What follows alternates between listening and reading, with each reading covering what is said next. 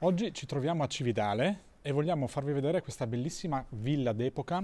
Dietro quegli alberi si sviluppa proprio il palazzo. A Cividale questa posizione sicuramente è una delle più prestigiose. Al piano terra abbiamo un bellissimo ingresso e da questa parte una splendida taverna. È uno spazio veramente molto grande, conviviale, che dà su questo cortile. La villa si sviluppa su 3 livelli fuori terra. Come vedete abbiamo il piano taverna, il primo piano che è quello dove c'è sviluppata la zona giorno e poi il livello relativo alle camere da letto.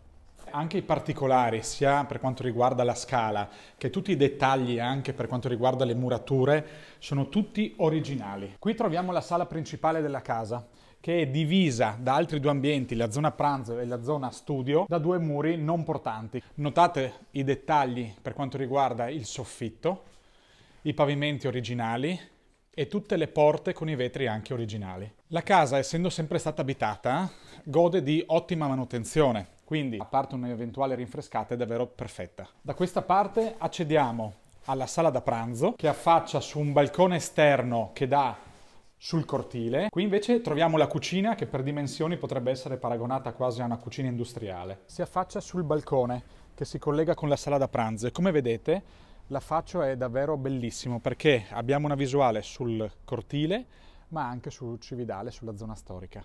Troviamo anche un bellissimo bagno finestrato completo.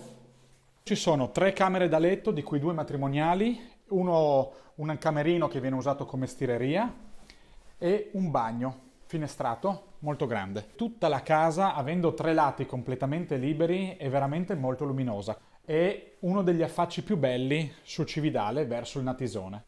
Siamo in una posizione davvero straordinaria perché siamo in centro storico a 2 passi dal Ponte del Diavolo. Quindi chi cerca un acquisto di una villa importante, di una villa che abbia una storia, sicuramente questa è un'abitazione ideale.